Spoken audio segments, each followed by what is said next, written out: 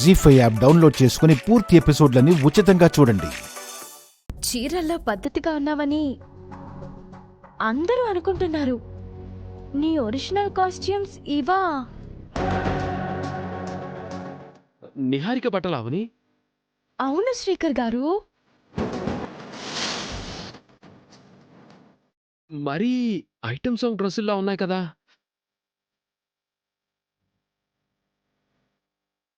అదే కదా.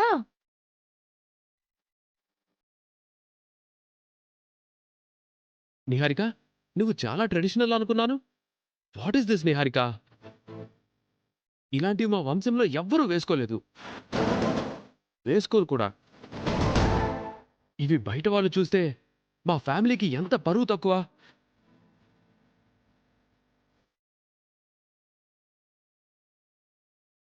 అంటే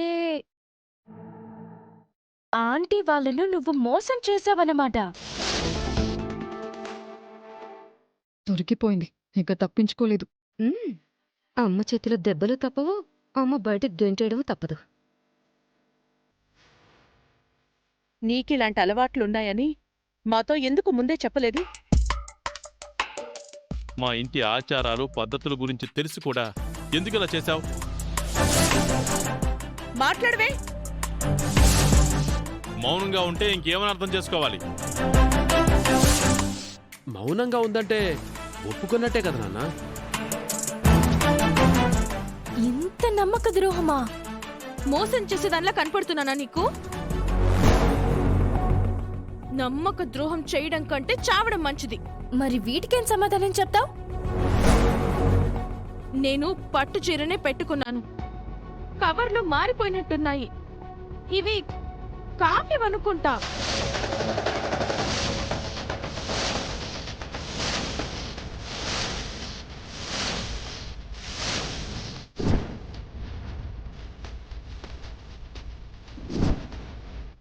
మధ్యలో నా కూతురు ఎందుకు వచ్చింది? కావ్య ఎప్పుడు ఇలాంటి బట్టలు కొనుక్కోలేదు. అసలు అడగలేదు కూడా. ఇలాంటి బట్టలు అది వేసుకోవడం నువ్వెప్పుడైనా చూసావా అమ్మా?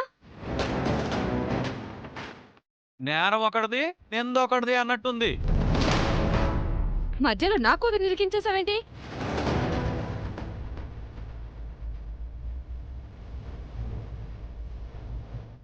అమ్మా, నిహారిక అబద్ధం చెప్తుంది. నిహారిక ఏమీ అబద్ధం చెప్పట్లేదు, నిజమే చెప్పింది.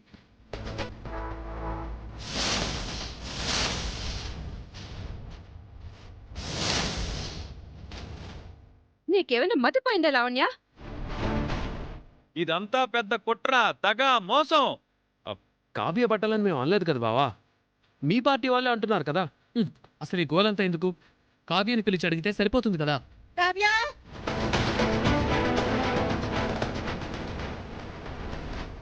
కావ్య, నేను వెళ్ళి పిలుచుకొస్తాను, ఉండండి.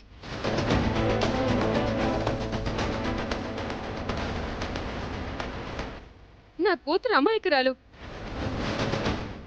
అనవసరంగా దాన్ని బలి చేయకండి. అసలే అది నోట్లో నాలుక లేని పిల్ల. ఈ మధ్య ఇంట్లో ఏం జరుగుతోందో అసలు అర్థం కాకుండా పోతోంది.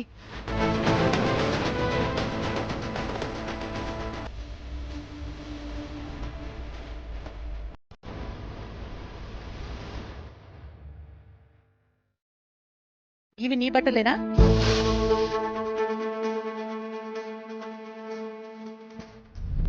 చెప్పు. నావే అమ్మమ్మా.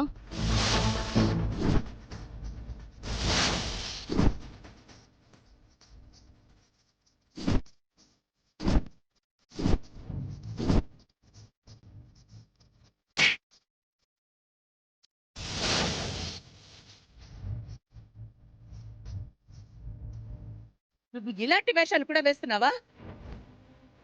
కావ్య, నువ్వు ఇలాంటివి ఎప్పుడు వేసుకోలేదు కదా, నువ్వు అబద్ధం చెప్తున్నావు. లేదు మావయ్య, నిజమే చెప్పాను. నా ఫ్రెండ్స్ అందరూ ఇలాంటివి వేసుకోవడం చూసి నాకు కూడా కొనుక్కోవాలనిపించింది. మొన్ననే కొనుక్కున్నాను. వీటిని తీసుకెళ్లి చెత్తకుండీలో పడే. ఇంకొకసారి ఇలాంటి బట్టలు కనబడ్డాయంటే కాల్చి పారేస్తాను.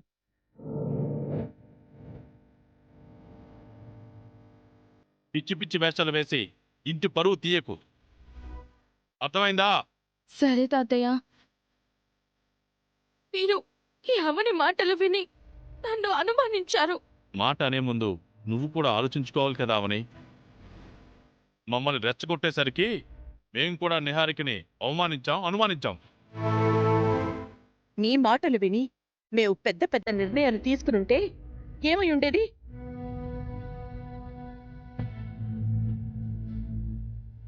ఇంకొకసారి ఇలా తొందరపడి మాటలు విసరకు. తొందరపడ్డాం, క్షమించమ్మా.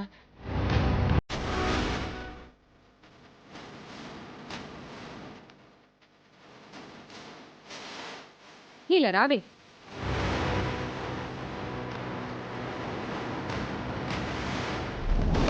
ఇంట్లో వాళ్ళను బయటకు గెంటేసి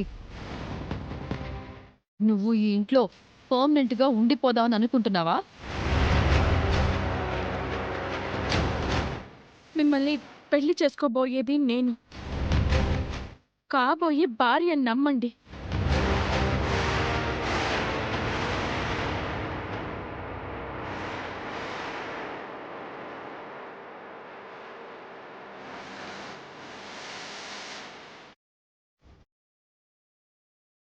నన్ను ఇరికించాలని ప్లాన్ చేసి నువ్వు దొరికిపోయావు. నా ఆలోచనలు పులి పరుగు కంటే వేగంగా ఉంటాయి. గుర్తుంచుకో.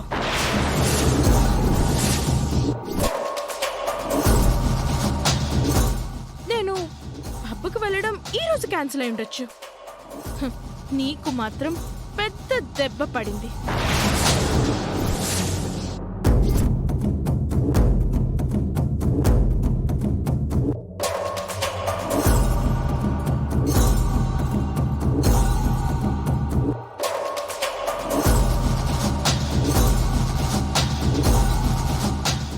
జీ5 యాప్ డౌన్లోడ్ చేసి అన్ని ఎపిసోడ్స్ పూర్తి ఉచితంగా చూడండి.